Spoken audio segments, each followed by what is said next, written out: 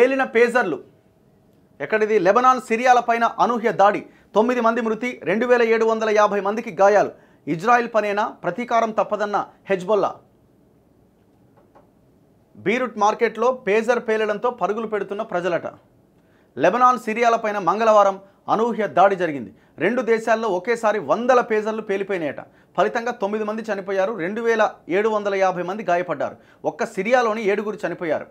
గాయపడిన వారిలో లెబనాన్లోని ఇరాన్ రాయబారితో పాటు, అంటే పేజర్లు ఎట్లా పెట్టిరు అన్నట్టు, ఇది ఎట్లా అరేంజ్ చేసిరు? హెజ్బొల్లా కీలక నేతలు ఉన్నారట. ఈ అనూహ్య దాడి వెనుక ఇజ్రాయిల్ హస్తం ఉందనే ఆరోపణలు వెల్లువెత్తుతున్నాయి. ఎట్లా ఇది?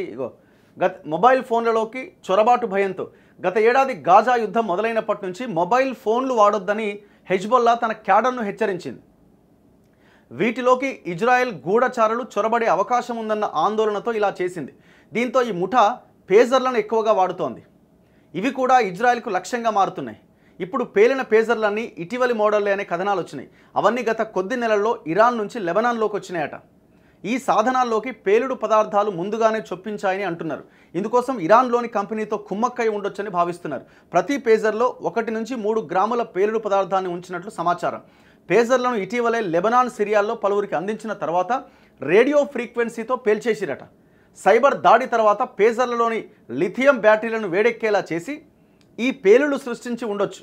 హ్యాకర్లు ఈ పేజర్లలోకి చొరబడి ఒక తప్పుడు అప్డేట్ను పంపడం ద్వారా ఈ బ్యాటరీ వేడెక్కేలా చేసి విస్ఫోటం కలిగించి ఉండొచ్చనే విశ్లేషణలు వినబడుతున్నాయట. ఎంత భయంకరంగా ఉన్న చూడండి. మనందరికీ తెలుసుగా సెల్ ఫోన్ ఏంటి, ఈ పేజర్ ఏంటన్నది. సెల్ ఫోన్లు రాకముందు సమాచారం అందజేయడానికి పేజర్లు వాడేవారు. సో చాలామంది అంటే జస్ట్ రింగ్ అవ్వడమో లేకపోతే ఒక మెసేజ్ రావడమో జరుగుతుంది. అది చూసుకొని మనం ఏ నెంబర్కి అయితే ఎవరైతే మనకి కాల్ చేయాలి మాట్లాడాలనుకుంటున్నా వారికి మళ్ళీ మనం వేరే ఫోన్ నుంచి కాల్ చేస్తాం. సో అట్లా మనం పేజర్స్ వాడేవాళ్ళం. సెల్ ఫోన్ అంత పరికరం ఉండే ఈ పేజర్ల ద్వారా అవసరమైన వారికి సందేశం చేరవేయవచ్చు. ఇందులో ముందుగా మనం ఎవరికి సమాచారం అందించాలో తెలియజేస్తూ పేజర్ సెంటర్కు కాల్ చేసి చెప్పాల్సి ఉంటుంది. ఆ సెంటర్లో ఉండే ప్రతినిధి సంబంధిత వ్యక్తి వద్ద ఉండే పేజర్కు సందేశం పంపుతారు. దాన్ని చూసుకున్న ఆ వ్యక్తి అవసరమైన వారికి పబ్లిక్ ఫోన్ టెలిఫోన్ బూత్ నుంచి కాల్ చేసి మాట్లాడుకుంటారు. అయితే ఆ పేజర్లో ఉండే ఆ లిథియం బ్యాటరీ ఏదైతే ఉందో, మన ఫోన్లలో ఉండేది కూడా అదే లిథియం బ్యాటరీ అనమాట. అయితే కొన్ని వేలాది పేజర్లని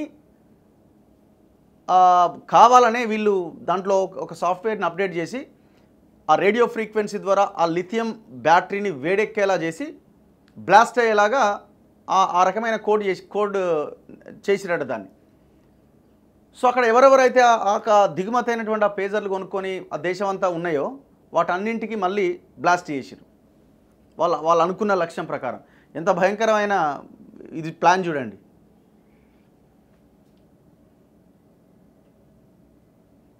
ఇగో పేజర్ల విస్ఫోటంలో హెజ్బొల్లా నాయకులు సలహాదారులు గాయపడడం, దాదాపుగా ఆ సాధనాలు ఒకేసారి పేలడాన్ని బట్టి ఇది సమన్వయంతో చేసిన దాడే అన్న అనుమానాలు వ్యక్తమవుతున్నాయి.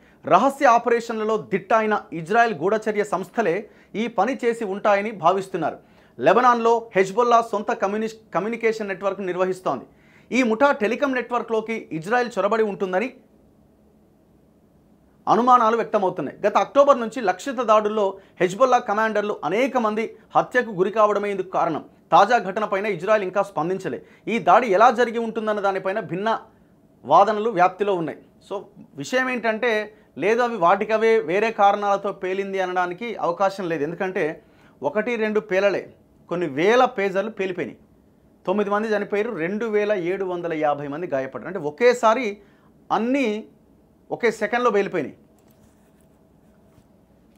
ఎంత భయంకరమైన కుట్ర చూడండి.